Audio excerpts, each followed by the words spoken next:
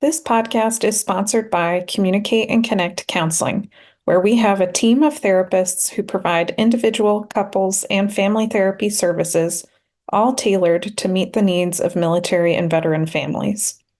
To learn more about our services, visit www.communicateandconnect.com.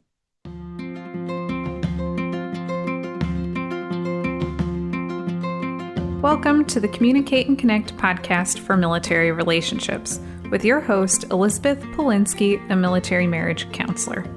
If this is your first time listening to the Communicate and Connect podcast, please take a second to go rate, review, and subscribe to make sure you get all our future episodes. We also really want to know what it is you love about our podcast, and if for some reason you're not loving it, we want to know that too, because we're committed to providing the best quality content to help you improve your relationships.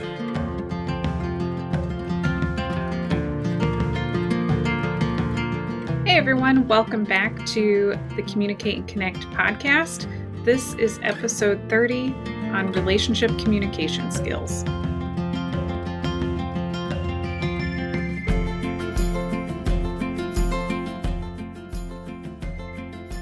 So as you are probably aware, we have been doing a series on getting ready for marriage, and this started with a wedding photographer reaching out to me, asking me for some of kind of like my best tips, things that I thought were really foundational for couples when they were preparing to get married or with their newly married, kind of brand new to marriage, and what are things that they can do to set their relationship up for success early on. And so we're going to continue on in that series today, and this is going to be about relationship skills. As I was prepping for this episode, I was thinking about how there are these times with my husband where I can really zone out and get lost in my own thoughts. And I'm sure plenty of you can relate.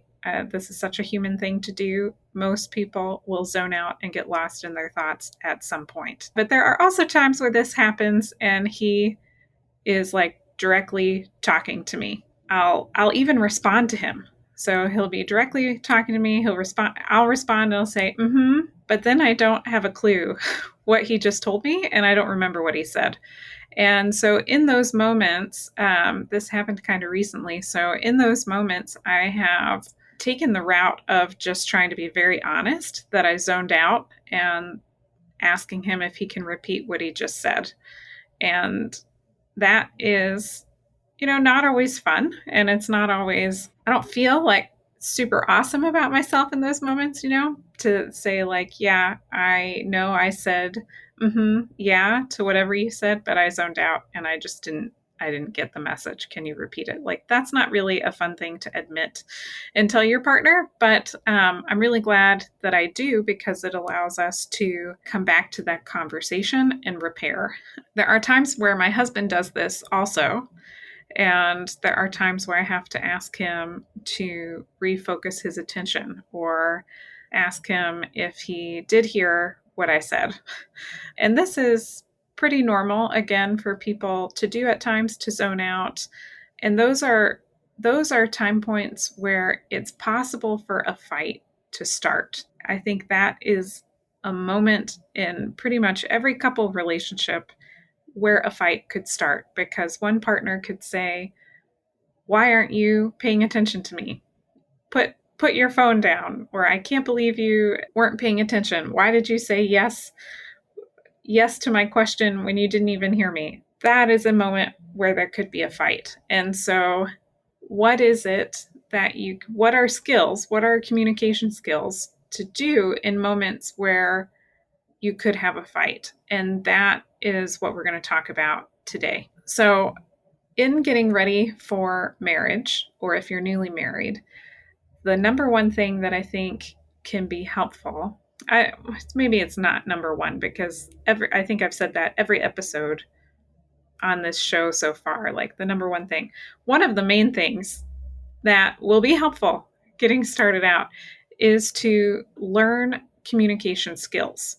And these are skills that you can learn, that you can practice over and over and over again. And it may feel awkward, especially at the beginning while you're learning them. But then as you do it, it becomes more natural. The skills that I think are pretty important for learning at the very beginning would be active listening skills, empathy, like building up your ability to have empathy, negotiating, and conflict resolution.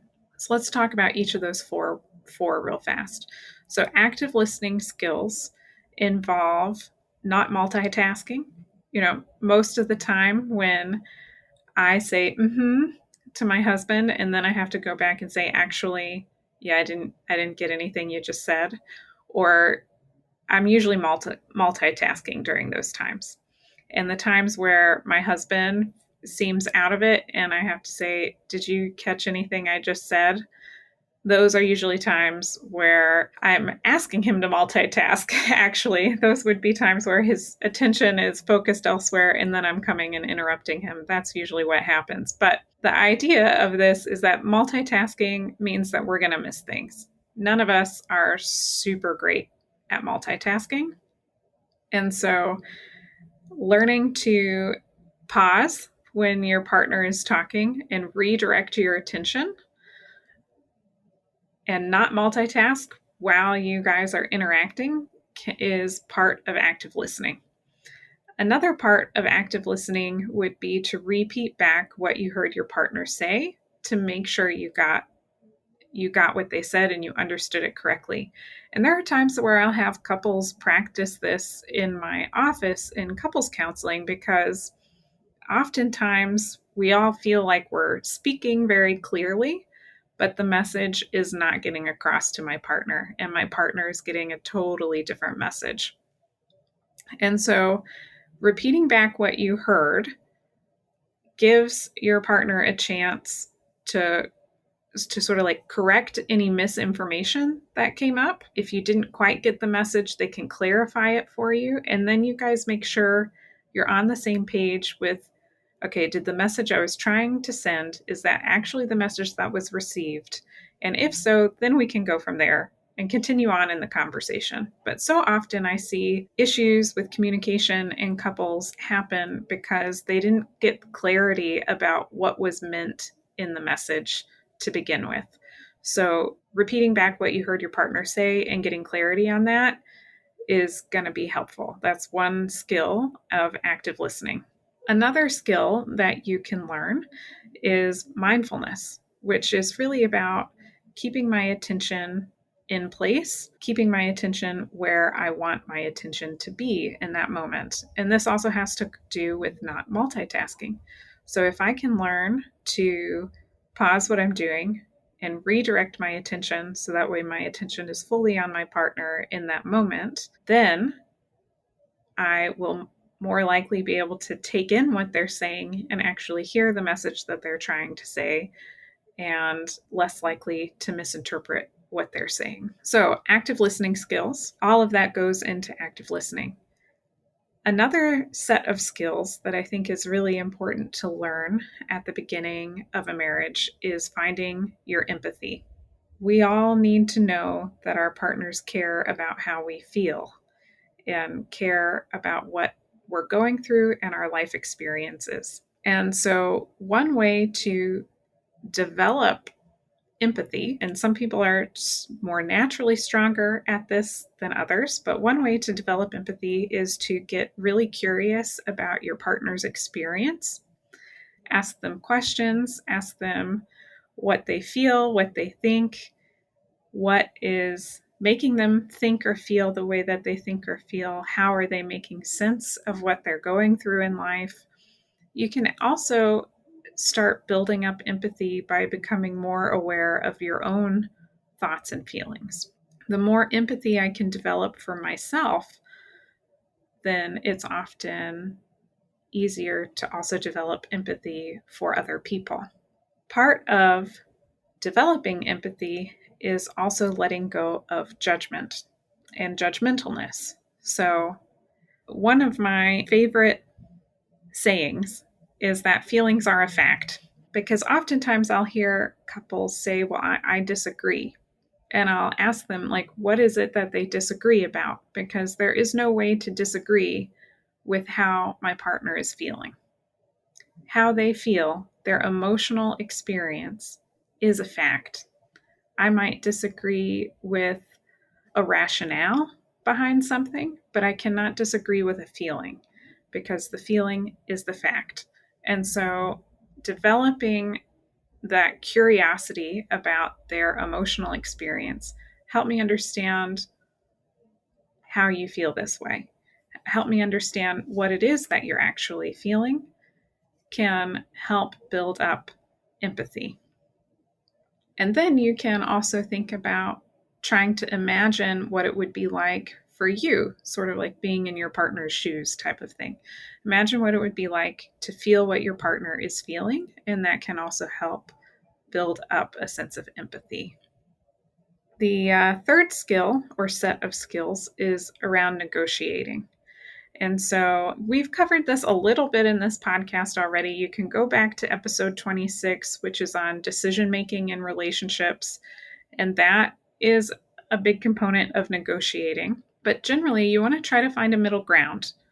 And some people do this by thinking about how important is this thing to you versus your partner. And that is one way to sort of find a middle ground. Like if it's really important to you, it's not important to me, then let's go with what you want. And then, if something else is really important to me, but you don't really care, then we'll go with what I want. That's one way that people negotiate. Another way is by taking turns on things. So there are lots of ways to navigate that negotiation, but that is a whole set of skills that you could learn. Part of what is happening when people get stuck in negotiation, so let's say something matters a lot to both of us. It matters a lot to both of us. It's really hard to find a middle ground. What do you do in those moments? My stance on this is that usually there's a deeper emotional meaning around what I want versus what you want. Sometimes that is that I think maybe I think or you think that your partner doesn't care about what you want. And so then it's this extra emotional stuck point. I can't really negotiate for where we go on vacation if I feel like you don't care. If somebody is feeling like my partner doesn't care about me, of course they're going to hold on to, no, I want to go here for vacation. And that is proof that you care. And so then we have something else that needs to be worked on before you guys can actually really negotiate where to go on vacation. Do you care is often a common one that comes up in those points where it's really hard to negotiate. Another one that comes up is, are we equal? If one partner feels like, well, I do all the chores, all the things for the house, then their partner says, well, I know I normally do this, but could you do this time? Their partner might say, no, I don't want to do it because I do everything around the house all the time and it's not equal. So you should have to do that still. And now we're stuck and there's not really a way to negotiate because there's this deeper conversation going on about, are we equal? Is there fairness and justice in the relationship? And that has to get addressed first before you can really negotiate about the task. So clearing out kind of the deeper emotional struggles helps make negotiating easier. And if that's where you find yourself at, then probably a couples counselor is going to be what will be helpful for working on the deeper emotional struggles. The last skill is conflict resolution. And this is because the Gottmans, and I know I've mentioned them before, the John and Julie Gottman, they're both doctors. I think they're psychologists, if I'm remembering correctly. They are over at the Gottman Institute, and they do a ton of research on couples. And one of the things that they found in their research was that the repair is always the most important part. You can't really avoid conflict. And you can resolve conflict by using active listening skills, empathizing with each other, negotiating. Like, these are all skills to resolve conflict. But the big point is that you can't avoid conflict. And when you do sweep it under the rug, it tends to keep coming back up. So you can use all the skills that we've talked about so far in this episode as forms towards working towards conflict resolution. But it's that repair. It's the making sure you and I are okay. There is a resolution where we're on the same team and we're on the same page. And that is the most important part for the sustainability of couple relationships. So if you are either, engaged, about to get married, or you're newly married, and you want to figure out, okay, how do I learn a lot of these relationship communication skills? Here are ways that you can do that. So obviously, I'm a couples counselor. I think couples counseling is like the best thing ever. It's my jam. So you could do couples counseling and you could learn these skills with a couples counselor. But there are also options for you outside of couples counseling if that either doesn't work for your schedule or your partner's not open to going to counseling. There are a variety of reasons why counseling might not be a good fit for you or a good fit for you at a certain time in your life. So other options would be workshops. There are a lot of different types of couple workshops out there. Some of them are specific for like marriage preparation workshops, and I'll list some of these in the show notes. So if you want a list of workshops that currently exist out there, like the main ones for marriage preparation, I'll list them in the show notes. So go check them out. You could also do a relationship intensive. So this is something I started offering. I do them for normal couples counseling as well, but for premarital and newlywed counseling, especially when people are working on getting ready for a wedding and a honeymoon, there's all this planning all the time. It's stressful. Counseling doesn't have to be stressful. So intensives are where you go work with a couples counselor for a full day or a full 2 days, depending on what you need. And you just do like 6 hours of therapy in a day. And so it is very intensive, but it's not too bad when I like them, and I like them for intensive therapy work as well. But especially for premarital intensives, it's a lot of skills that you can learn with your counselor and knock out all your premarital counseling in a day. There are also relationship retreats. So if you wanted something more like a vacation versus just like a workshop that you might travel to that's either in your city or in a town nearby, if you wanted more of a vacation feel or like a destination travel location where you work on learning skills like this, there are relationship retreats out there. And then there are books and podcasts like this podcast that you can listen to.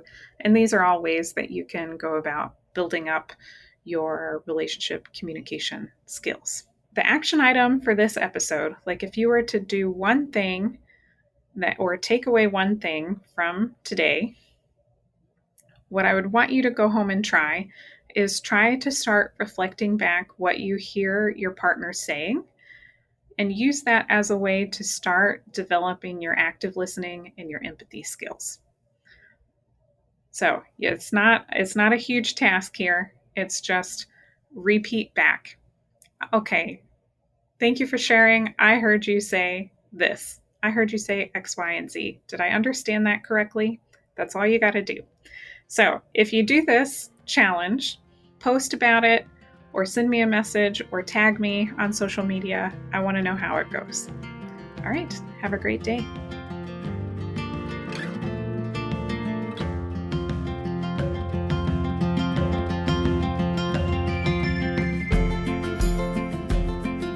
I hope you enjoyed today's episode. If so, please take a second to go rate, review, and subscribe so you get all of our future episodes. Make sure to check out the show notes to sign up for our free 10-week relationship email course. This email course is really designed for people who are maybe having trouble with communication or connection in their relationship, and helping them develop some quick wins right away to start improving it.